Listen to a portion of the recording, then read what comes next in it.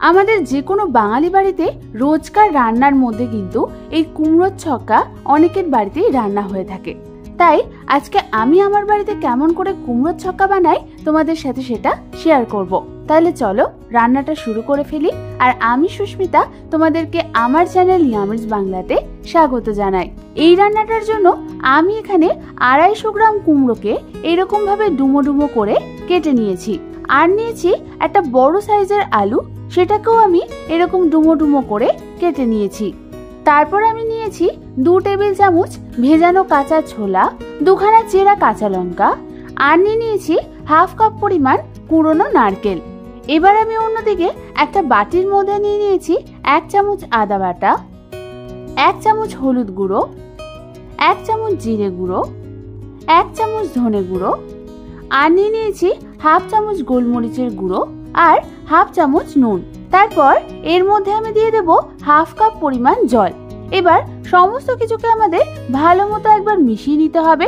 ঠিক এরকম ভাবে ভালো করে মিশিয়ে নিয়ে আমাদের মশলার পেস্টটাকে বানিয়ে নিতে হবে। এবার অন্যদিকে গ্যাস জ্বালিয়ে একটা কড়াই বসিয়ে দিলাম আর তার মধ্যে দিয়ে দিলাম 1 টেবিল চামচ পরিমাণ সর্ষের তেল।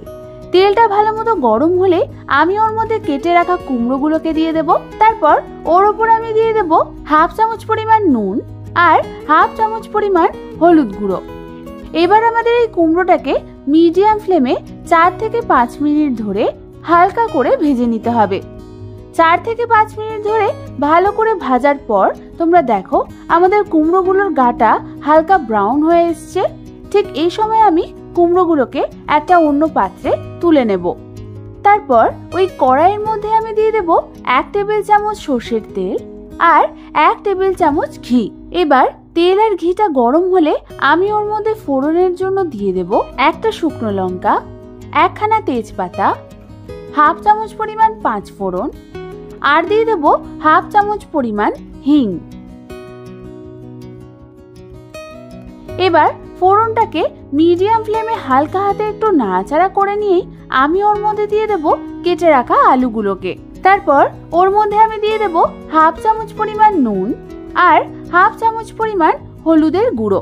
নুন আর হলুদ গুঁড়ো দিয়ে আমাদের আলুটাকে ভালো করে নাড়াচাড়া করতে হবে। ভালো করে নাড়াচাড়া করে নিয়ে আমি এটাকে ঢাকনা চাপা দিয়ে রেখে দেব 3 থেকে 4 মিনিটের জন্য মিডিয়াম টু লো ফ্লেমে। 2 থেকে 3 মিনিট পর ঢাকনা খুলে আরো একবার নাড়াচাড়া করতে হবে। তারপর আরো একবার আলুটাকে ঢাকনা চাপা দিয়ে রেখে দেব 2 থেকে 3 মিনিটের জন্য। 2 থেকে 3 মিনিট পর ঢাকনা সরিয়ে তোমরা দেখো আমাদের আলুগুলো কিন্তু ভালোভাবে ভাজা হয়ে গেছে আর অর্ধেকটা সেদ্ধও হয়ে গেছে।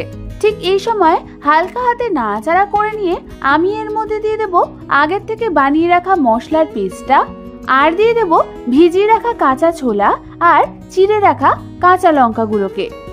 তারপর আমাদের এগুলোকে মিডিয়াম টু লো ফ্লেমে ভালো মতো নাড়াচাড়া করতে হবে।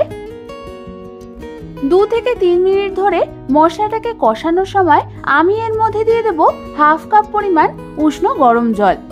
জল দিয়েও আমাদের ভালো করে মশলাটাকে কষিয়ে নিতে হবে।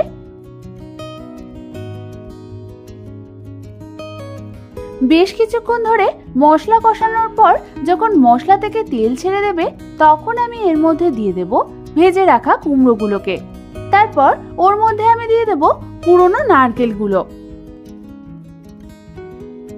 এবার সমস্ত কিছুকে আমাদের ভালো মতো একবার নাড়াচাড়া করতে হবে।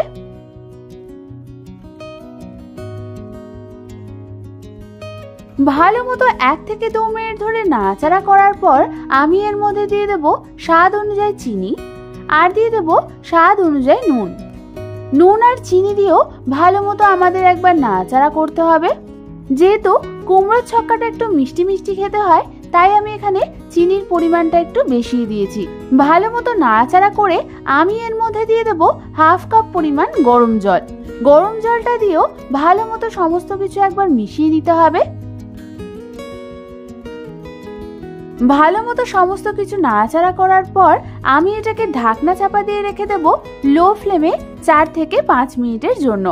4 থেকে 5 মিনিট পর ঢাকনা খুলে তোমরা দেখো আমাদের আলু আর কুমড়োটা কিন্তু ভালোভাবে সেদ্ধ হয়ে গেছে আর আমাদের কুমড়োর ছক্কাটা কিন্তু বেশ মাখো মাখো হয়ে এসছে। এই সময় হালকা হাতে একবার নাড়াচাড়া করে নিয়ে আমি এর মধ্যে দিয়ে দেব 1 চামচ পরিমাণ ঘি আর দিয়ে দেব 1/2 চামচ পরিমাণ গরম মশলার গুঁড়ো।